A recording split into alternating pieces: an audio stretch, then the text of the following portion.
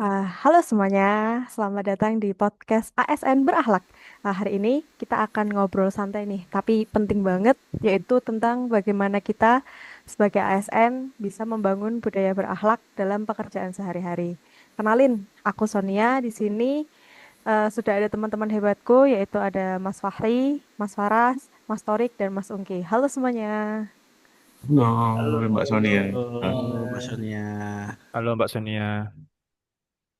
Oke, langsung aja ya. Kita tahu bahwa core values ASN sekarang adalah berakhlak, yaitu singkatan dari berorientasi pelayanan, akuntabel, kompeten, harmonis, loyal, adaptif, dan kolaboratif. Nah, aku mau tanya nih ke Mas Fahri dulu. Menurut kamu nih Mas, gimana sih cara kita membangun budaya berorientasi pelayanan, Mas? Baik, terima kasih Mbak Sonia. Menurut aku ya, kuncinya itu ada di empati. Kita harus benar-benar paham kebutuhan masyarakat, bukan cuma sekedar menjalankan prosedur. Dan kita jangan lupa juga membawa budaya 5S, yaitu senyum, salam, sapa, sopan, dan santun kepada masyarakat. Contohnya nih, waktu ada warga yang datang ke kantor agak bingung dengan alur pelayanan, aku biasanya bantu jelaskan dengan bahasa yang lebih sederhana dan ramah. Itu hal kecil, tapi bisa bikin masyarakat merasa dilayani dengan hati. Itu sih Mbak menurut aku. Oke, setuju banget nih Mas. Makasih ya Mas. Terus kalau pelayanan itu bukan cuma soal cepat, tapi juga soal sikap ya teman-teman. Terus sekarang mau ke Mas Faras nih. Mau tanya dong Mas, gimana kalau nilai akuntabel dan kompeten itu diterapkan secara bebarengan Mas? Kalau menurut aku sih ya, keduanya ini saling berkaitan banget ya antara akuntabel dan kompeten ini ya. Kita sebagai ASN ini nggak cuma harus bisa kerja, tapi juga dituntut buat mempertanggungjawabkan hasil kerja kita dengan baik dan memuaskan. Contohnya nih, kayak kita ingin menyusun laporan kegiatan, itu dipastiin data yang dipakai itu valid dan bisa dipertanggungjawabkan. Lalu untuk kompeten itu eh, aku bisa terus belajar, ikut pelatihan, baca peraturan-peraturan terbaru, supaya nanti layanan kita tuh yang akan kita berikan tuh makin profesional gitu, Mbak.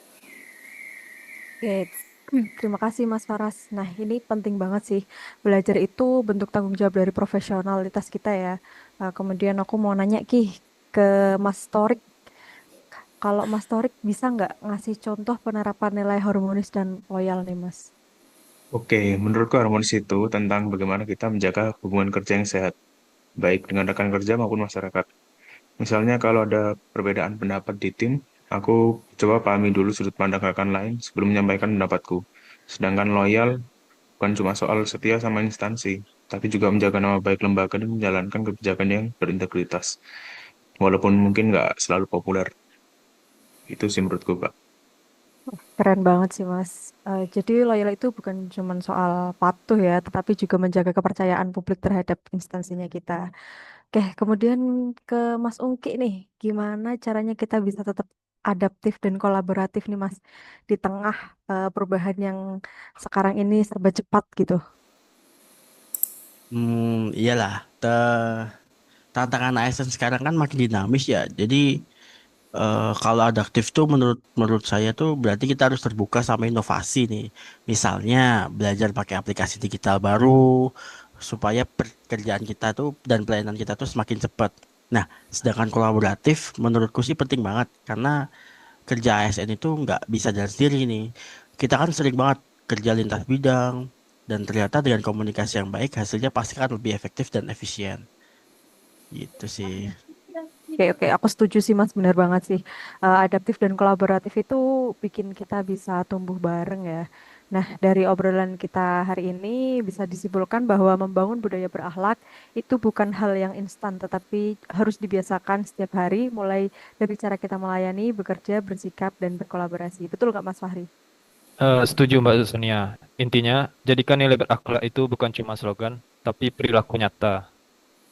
Ya, setuju-setuju nih, setuju banget nih. Nilai ini harus dimulai dari diri kita sendiri. Dan konsisten setiap hari. Supaya ASN bisa benar-benar menjadi pelayan publik yang profesional dan dipercaya masyarakat. Oke, terima kasih nih teman-teman Semoga obrolan ini tuh bisa jadi inspirasi buat semua ASN di luar sana ya. Sampai jumpa di episode berikutnya, teman-teman. Bye. Sampai Dadah. jumpa. Terima kasih Mbak Sampai Dadah. jumpa. Sonia. Terima kasih.